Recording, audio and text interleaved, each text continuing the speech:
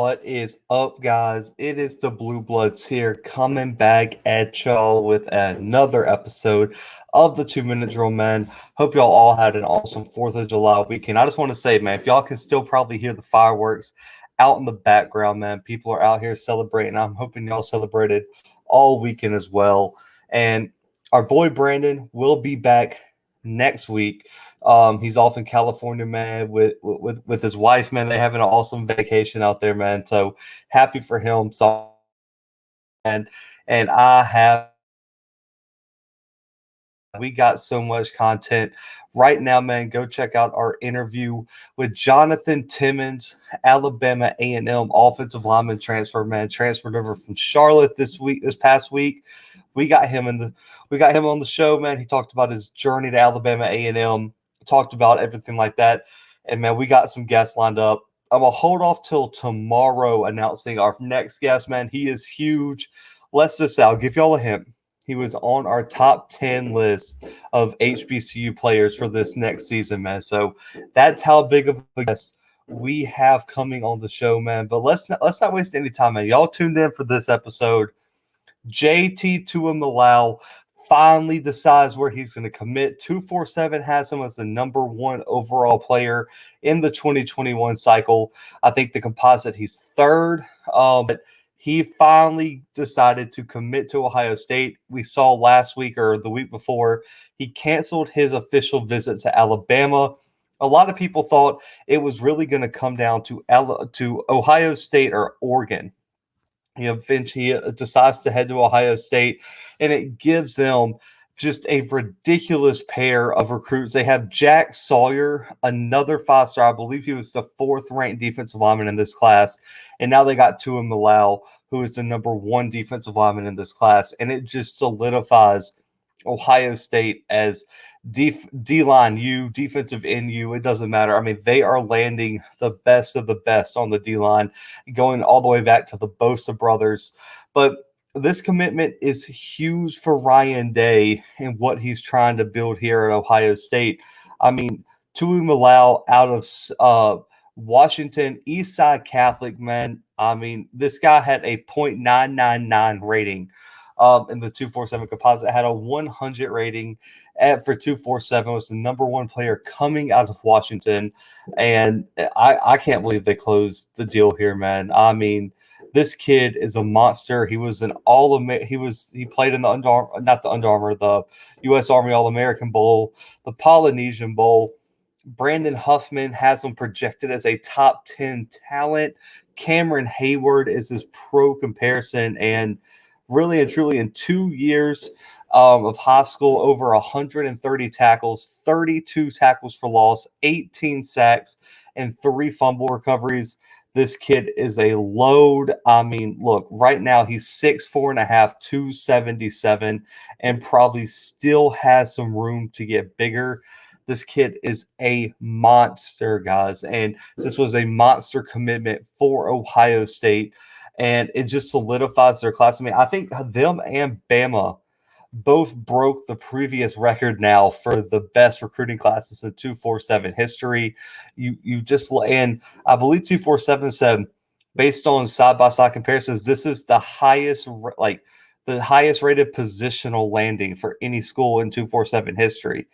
I mean, because Tuimoloau and Sawyer are both so highly ranked that, I mean, it's the best D-line haul for sure, and it's probably one of the best overall positional hauls in recruiting history. I mean, this D-line is going to be set way, way into the future. And we already had an episode breaking down who Tuimoloau is. I know a lot of y'all probably tuning in know who this kid is. I'm not just going to sit here and beat y'all to death with the stats and the measurements and what he was in high school, but I want to kind of shift this over and more talk about what he's going to bring to Ohio State. And then we're going to wrap it up with a question about, does Ohio State now have the best O-line, the best D-line in the country? And so that's going to be a strong debate there. But first, man, you look at what they have in Jack Sawyer, Tuimoloau. They are returning Zach Harrison at edge. They're returning Tyreek Smith at edge. And it's like, God, man, like, just imagine. Okay, I know we shouldn't have, but what happens if they return everyone from that defensive line. I mean, it would be just crazy what they're doing. I mean, they still got Haskell Garrett at D tackle there. And so I really think when I'm looking at Tuimoloau, I think he actually, in my opinion, I don't know if Ohio State will do this, projects better as an interior guy. You already have kind of your edge figured out right now. I just think if you could put a little bit of weight on him, get him into like the 290s, close to 300 range, he could be that pass rushing, just devastating defensive tackle that I think anyone can need. I mean, Haskell Garrett is 6'2", 300 pounds. Imagine having a 6'5", 6'4.5", 6'5.5", 300-pound kid up the middle for the next 3 years. And that's what you're probably going to have with Tuimoloau. And when I look at this Ohio State defense, man, you see what they're just look at what they're returning this year. I mean, you got Zach Harrison. Antoine Jackson is a senior defensive tackle who's coming back as well. You got Haskell Garrett. You got Tyreek Smith. You got all this talent coming. I mean, guys, this Ohio State defensive line could probably go 8 deep in terms of starting potential.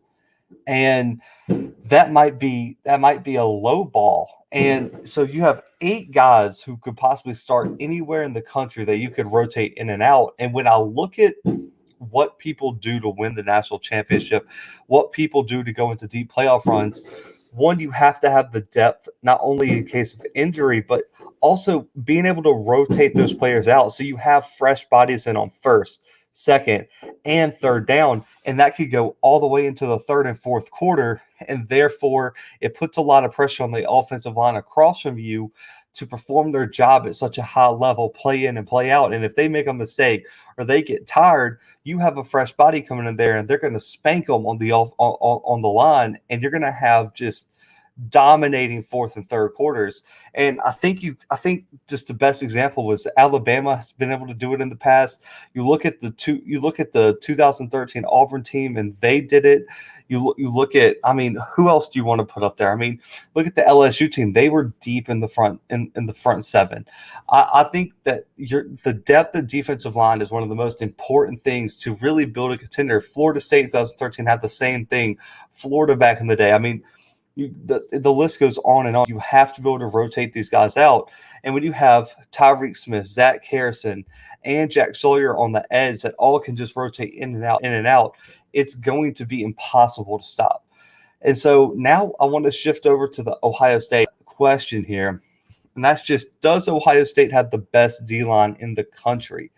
And this is a tough question because, yes, they go 8 deep at start, in terms of starters, but so does Clemson too. I mean, I'm going to be honest with y'all. Clemson's going to be really, really tough to beat here because they also have just so much talent. I mean, they got KJ Henry, they got Tyler Davis, they got Brian Barisi, they got Miles Murphy, they have Xavier Thomas. All these guys have starting experience. And it's just like, man, I don't know. I don't know which one I would take, if that makes sense. I mean, Miles Murphy last year had 12 tackles for loss as a true freshman, guys. And that's pretty outstanding on a Clemson defensive line. They also had a 4-star this year in the recruiting class. I'm looking at their depth chart right now. So I think, let me say this. I think right now, just because Clemson's are a little bit more proven, I think I would take Clemson's in terms of experiences. Brian Barisi and Miles Murphy showed they could do it in college on the big stage. But in terms of depth, I think I'm going to have to take Ohio State right now in terms of D-line because they have 8 guys that I think just you could rotate in and out without missing a beat. Now, I think the front 4 are pretty even because I think if you rank the 4 in terms of pure talent, you probably do Zach Harrison, probably do Haskell Garrett, Jack Sawyer, and then probably Tuimoloau for Ohio State. I know Tyreek Smith is really good. I'd probably put him 5th. I think when you look at Clemson, you got Barisi, you got Miles Murphy. I think you got KJ Henry. I think you got Xavier Thomas. I think Tyler Davis probably go over Xavier Thomas as of right now. So I think personally, I think I would give Ohio State the slight edge. But I think, man, both of these D lines are going to be so great to watch. It's just, I was talking with some people today about Ohio State's future. I think right now, if we had like future college football rankings, right now, man, Ohio State, it's 1 or 2. I don't think you'd have them any lower than 2 in terms of pure overall future talent because they're going to have the best D line for the future. The wide receiving core is so deep with Marvin Harrison Jr. and all those young guys coming in. I love McCord at quarterback. Then you also got Quinn Ewers coming in, who's going to add like a legendary hype around that quarterback position. I think the running back you can figure out. The only question mark that I realistically have for Ohio State is the back end of the defense. I mean, let's just be honest. Yeah, I know Ohio State calls themselves DBU. This past year was not the best. 2019 was okay, and I'm really worried this year because I'm not sure. I mean, is Seven Banks going to be what he's supposed to be? Last year, what he had a 62 grade by Pro Football Focus, I believe, or no, a 54.4 grade, and allowed 22 catches last year, 3 touchdowns over the past 3 games. He looks so great on paper, but he hasn't done it on the field, and he's been a little bit inconsistent. So I don't know what he's going to bring to the back end, and there's just a lot of questions overall for this team. I mean, now I want y'all to comment below. Are you confident in the back end of this defense? If you are, give me your reasons why. But for me, I see a lot of potential, but I don't see a lot of, okay, we've done it. If that makes sense to you guys. I see a lot of on paper, we look unbeatable. Our recruiting rankings, our measurables, all that kind of stuff. Yeah, that all looks fine to me. But what I don't see is proven on the field like, hey, I can be consistent week in and week out. And in the biggest games, I'm not going to fall short. I haven't seen that.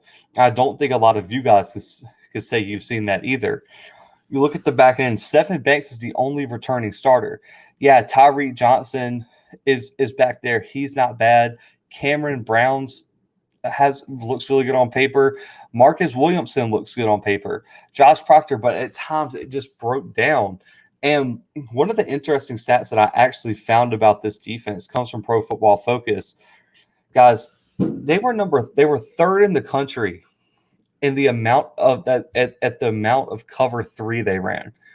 They ran cover 3 over 50% of the season last year for the 2020 season. They ranked 126, almost dead last in cover 4 and cover 6. They ranked outside of the top 100 in cover 2, ran that 2% of the time.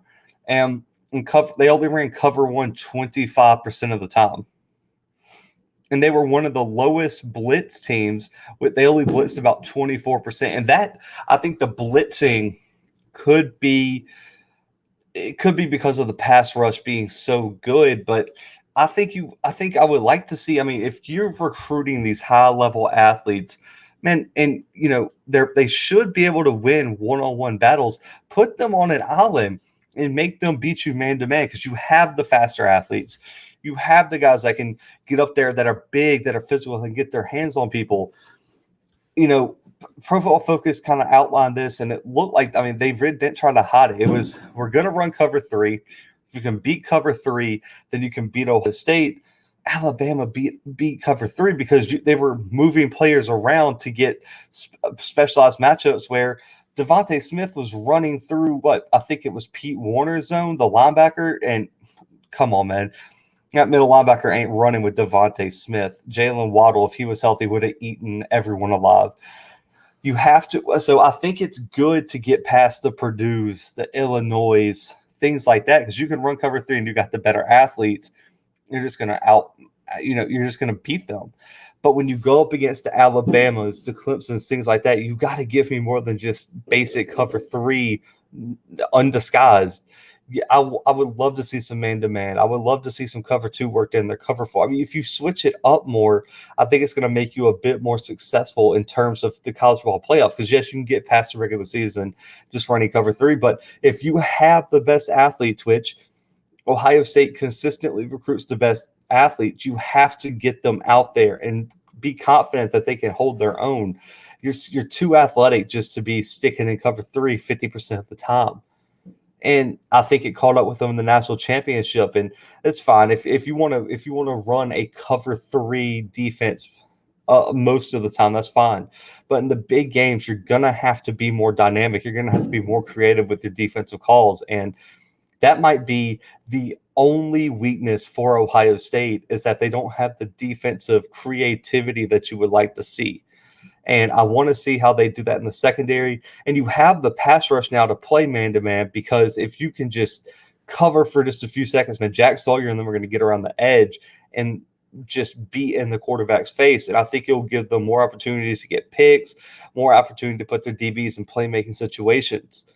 And that's just my opinion. I mean, you don't have to agree with me per se, but I think that will be the key to kind of taking that next step for Ohio State. So I think they do right now have the best D-line in the country in terms of on paper potential. I think Jack Sawyer is probably the breakout player of the year this year. I think JT Tuimoloau should get a lot of touches, and I think they should move him inside with Haskell Garrett and let him learn, and have Tuimoloau be the next great interior guy, and have Jack Sawyer be the next Bosa brother or whatever you want to put out there on the edge. I think that's your best bet. So, guys, comment below what you think of the commitment of Tuimoloau. Comment below whether you think Ohio State has the best D-line of in the country, and comment below what you think about the critique of the cover 3 aspect of this Ohio State defense. So, comment all below. Make sure to go check out our interview with our guy, Jonathan Timmons. Make sure to go back to last week, check out our interview with Spencer Perry, Alabama A&M players. Perry being an awesome safety, awesome DB. Timmons is going to be blocking for the best quarterback in the SWAC, Akil Glass. I'm so excited for that, man. I just want to say we hit 400 followers today as we're recording, man. I am so appreciative of y'all, man. Keep subscribing. Listen, it ain't even about the monetization or the clout, anything you want to say. I'm just ready to unlock the community feature so we can interact with y'all, man. I want to be able to, put up polls, get topics, do live Q&As, all that kind of stuff, man. That way, y'all, I can be more interactive with y'all. So keep subscribing, man. Make sure to give this video a thumbs up. Go check out your favorite team. We've wrapped up all our conferences. We had a conference of the month. If you're new, ACC in 30 days, whatever month it was, we put the days in the conference. Go find your favorite team. If we don't have your favorite team, I'm in the works of getting some of these made up, because we just either our schedules didn't match up or we couldn't find someone who would be willing to come on the podcast. But hang tight. We'll make it up. But, guys, B-Dub will be back next week. I'll be rocking with y'all all this week. Big announcements on tomorrow's episode. But for myself, the 2-minute drill, and the Bluebloods guys, I am out.